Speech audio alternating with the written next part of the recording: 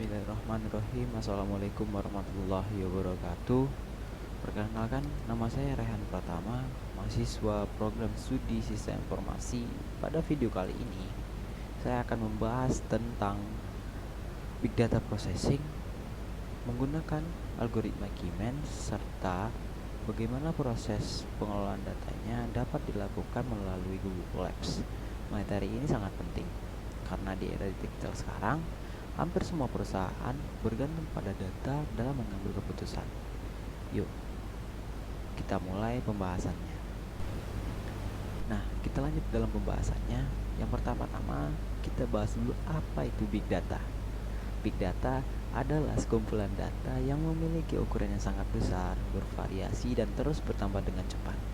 Data ini bisa berasal dari berbagai sumber, seperti media sosial, transaksi online, sensor IoT, maupun aktivitas pengguna internet.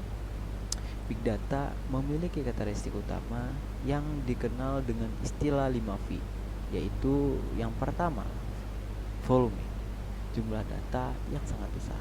Yang kedua, velocity, kecepatan data masuk yang sangat tinggi. Yang ketiga, variety, jenis data yang beragam seperti teks, gambar, dan video. Yang keempat, veracity, yaitu keakuratan data yang harus dipastikan. Dan yang terakhir dan kelima adalah value, yaitu nilai manfaat yang bisa diambil dari data tersebut. Karena sifatnya yang kompleks dan sangat besar, Big Data membutuhkan proses pengelolaan yang disebut dengan Big Data Processing. Nah, pembahasan selanjutnya kita masuk kepada Big Data Processing. Big Data Processing adalah proses untuk mengelola, membersihkan, dan menganalisis data dalam jumlah besar agar bisa menghasilkan informasi yang bermanfaat. Secara umum, proses ini terdiri dari beberapa tahap. Yang pertama, data collection, yaitu mengumpulkan data dari berbagai sumber. Yang kedua, data store, yaitu menyimpan data di sistem seperti Hadoop atau Cloud Store. Yang ketiga, data cleaning dan transformation, yaitu menyiapkan data agar bersih dan siap dianalisis. Yang keempat, data analysis, yaitu tahap di mana algoritma Keynes ini digunakan untuk mengelompokkan atau menemukan pola dari data. Dan yang terakhir adalah data visualization untuk menampilkan hasil analisis dalam bentuk grafik agar mudah dipahami. Nah, tujuan akhirnya adalah membantu mengambil keputusan berdasarkan pola atau tren yang ditemukan dari data. Nah, kita akan masuk dalam pembahasan hubungan Big Data dan Machine Learning ini. Dalam pengelolaan Big Data, kita sering menggunakan Machine Learning. Machine Learning adalah teknologi yang membuat komputer mampu belajar dari data tanpa harus diprogram secara langsung.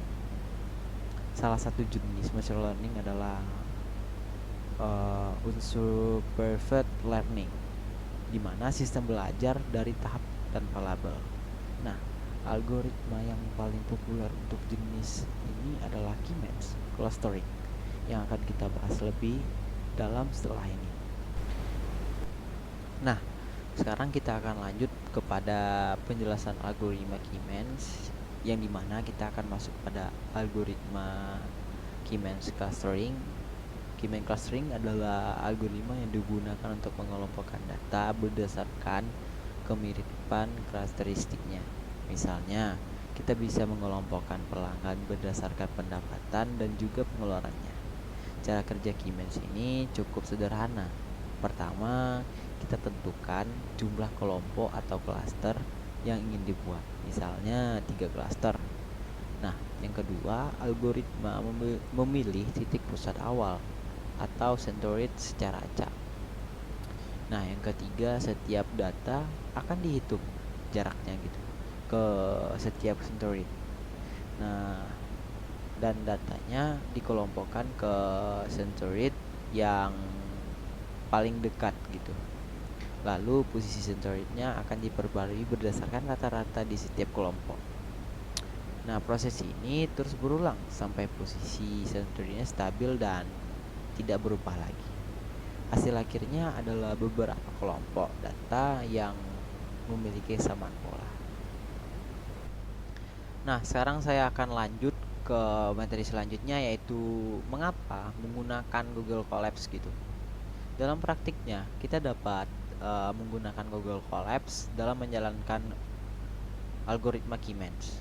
Google Colabs adalah platform berbasis cloud yang memungkinkan kita menulis dan menjalankan kode Python langsung dari browsernya gitu, tanpa install.